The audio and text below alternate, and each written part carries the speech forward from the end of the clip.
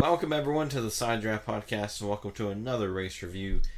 First up of the weekend was the Xfinity Series, and can't go a week without the rain, I guess, because it was delayed until 10 o'clock, somewhere around there. Somewhere around there.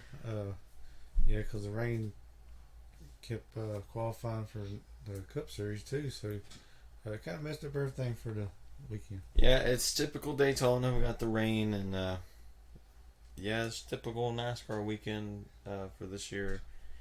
Seems like can't go a week without the rain. Yeah, it's just part of it. I just had to deal with the rain and get the race in when I can.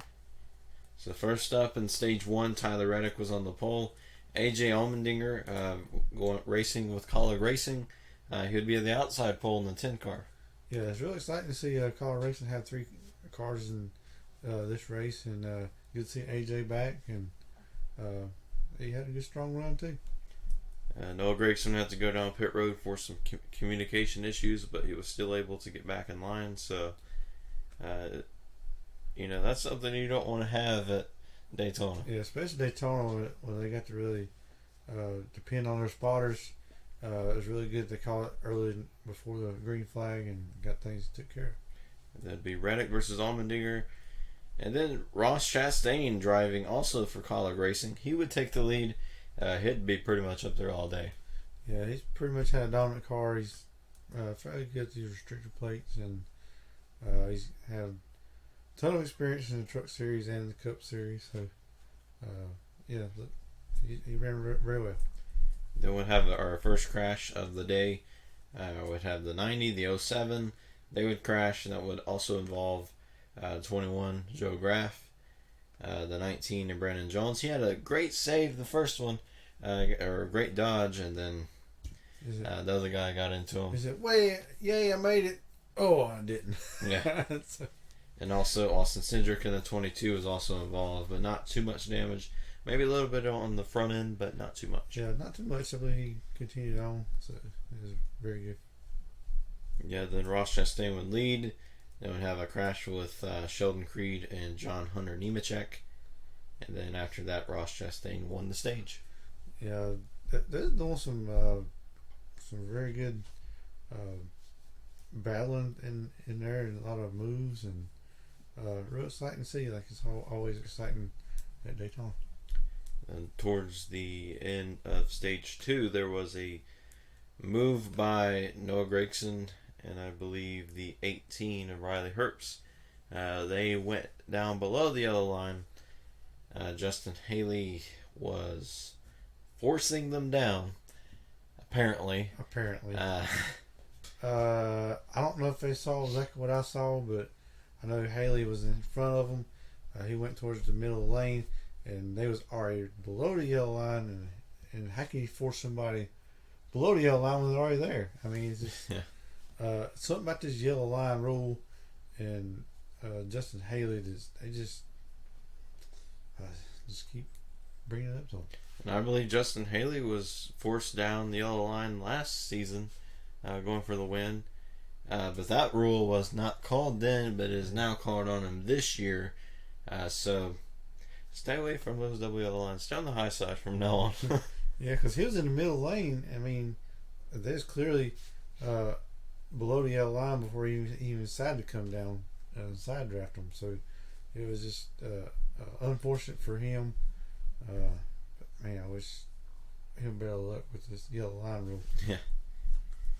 Luckily, we have a little bit of ways to go before we get back to Daytona or Talladega. I believe we just have Talladega left from here on out. So maybe get some redemption there. But yeah, Haley, he's a very good not restriction plate, but he's very good Daytona and Talladega. Looking to see great things from him. And then AJ would pretty much lead the entire stage. Would have one crash in that stage. Tyler Reddick and Chase Briscoe. Looked like Reddick either blew a tire or just got really loose. Got into Briscoe, and Briscoe got the worst end of it. Yeah, it was a very violent crash. You know, he hit the front inside wall head on. It's always a tough hitting that, but glad that they build these cars real safe and didn't get hurt. But unfortunate because I was hoping to see Briscoe do very well. And then AJ would win stage 2, but due to his disqualification that was announced after the race, that stage win goes to Michael Annett. Which Michael Annett needs some stage points. I mean that's some news there. I mean you know Annett wrecked out in stage 3, so you find out you win a stage after you're done wrecking. So I mean that's kind of cool, I guess. Yeah, I mean these rules is getting really strict now, and ain't sure what failed on the car, and because they're seriously taking points away and wins, and it seemed like it's been like 3 weeks now. Yeah, last week the third place driver was disqualified. This week the third place driver was disqualified. So don't finish in third. Yes. If you're in third, either pass the guy up in front or drop back one. But before we go into stage 3, we do want to announce and give a shout out to those who played along in the Dale Jr. Little mini game we have, where we hide them in the thumbnails. Last week he was one of the crew members on Alex Bowman's team in the background. Yeah. And 3 people found him. Hendrick, 92488, and Lady Trey 13, and Orioles 1932 on YouTube. So thank you for playing along. It's nice to have some people actually playing along this time. Yeah, Junior's back with the 88 crew, you know. Yeah. Right back in.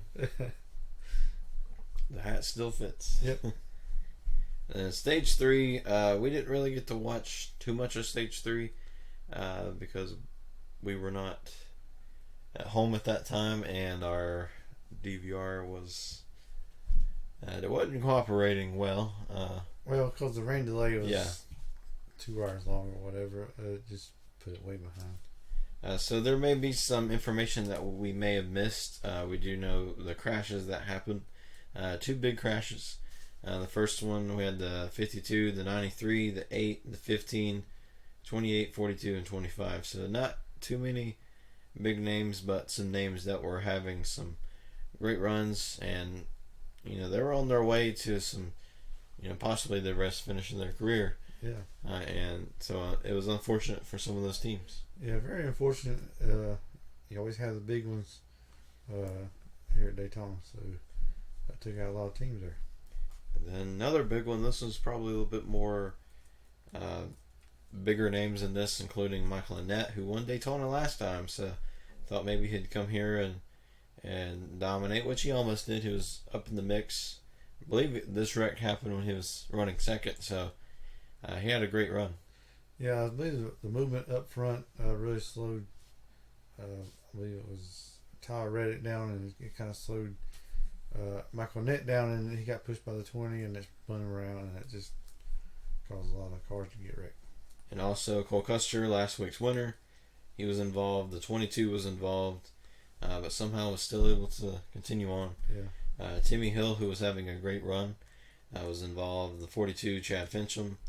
The 01, and unfortunately the 08 was in there as well. Greg Alding was having a great run. Yeah, he's having a really good run up there in the top 10 and running very well, and it's really unfortunate for them. And then with that, the last thing to really note was it turned into a train at the end after that, and Ross Chastain would cruise to a win. Yep. Which the finish was kind of, I don't want to say disappointing, but it was kind of just like follow the leader for last couple laps, especially with how that race was. It was about double file line the entire time, so it's unfortunate that it ended in a just follow the leader to the line. But yeah, I believe AJ was trying to mix it up a little bit. Him and a couple other cars was trying to get a run on the leaders, and just didn't have the time and the momentum to get up there.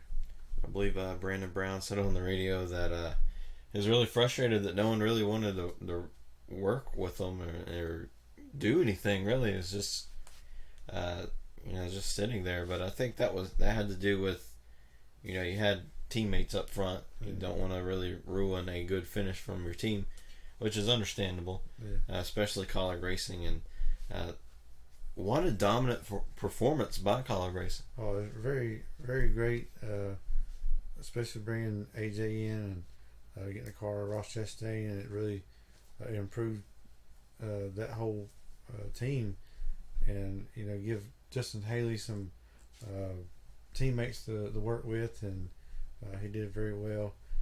I know some people was kind of mad at Justin Haley because he didn't make a run on Ross Chastain, but he really didn't have a momentum at the end of that race to make a move. I mean, if he made a move, then he went to the back. So he really stuck in that position.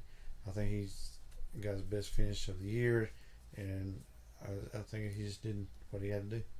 Yeah, I believe if that was someone else other than a teammate up front, he would have definitely at least tried something. But he was probably thinking that is, first win for Kaulig Racing would be great. Even though it's not me, but it's still great momentum, and possibly that could help that team get him some wins later on in the season. Yeah, I mean, he's a team player, and he ain't all about me. It's just he thinks about the whole team in general. It's best to bring home a 1-2. Well, it was a 1-2-3 finish, but it didn't work out that way at the end. Yeah. But we still got a 1-2 finish, and I think that's very good. Yeah, imagine how it would have been if AJ would have won the race, got disqualified, and none of that would have mattered. Yeah. Yeah, it's a good run from Brendan Brown. I mean, he finished, 6th? Very good run for him. And Jeff Green was up there, and Jeremy Clements coming in 9th. That's pretty awesome. And how about Stephen Light in the 01? 5th. Yes. So. And Austin Cindric getting caught up in 2 wrecks, and then he finished 4th. So. Yeah, Austin Cindric originally finished 5th before the disqualification of AJ, and he said he ran about 4 or 5 races at Daytona this season, finished 5th at every one of them. So now with the disqualification, that kind of ruins the stat, but yeah, I still think it was a nice clean sweep of top 5s. Yeah, really good to see some other teams getting some top 10s, and it's always good to see them run well at Daytona too. It's great to see some of the spotlight going on some of those guys that probably work the hardest in the garage, never really get that recognition. So it's good to see them getting some spotlight. Yeah, sometimes you got to be lucky at Daytona, but sometimes you just got to be good and make the right moves, and good for all those teams. So congratulations to Ross Chastain, Kaulig Racing. Great to see them get their first win.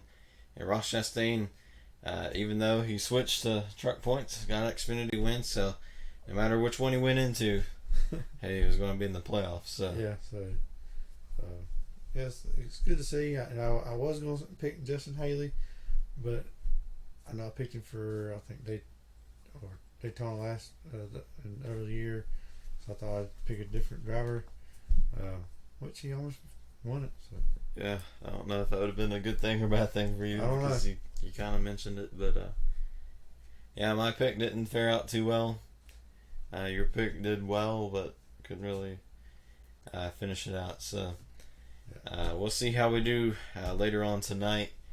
Probably going to be crashing in the same crash, but because that is normally the trend for us with our picks. We normally wreck in the same crash. Yeah, and we're going to watch all the blocks, and if we have some good blocks, bad blocks, or people run through each other. So yeah, it's going to be interesting to see what Brad Keselowski does throughout the race. Yes. So stay tuned for a race review. Race review probably be up tomorrow morning because the race is probably going to get delayed a little bit, and it'll be like 12 or 1 o'clock before it's over. So it's going to be a long night, but a fun one. Yep. And probably a wreck fest. Probably so. All right, so we'll see you for our race review tomorrow.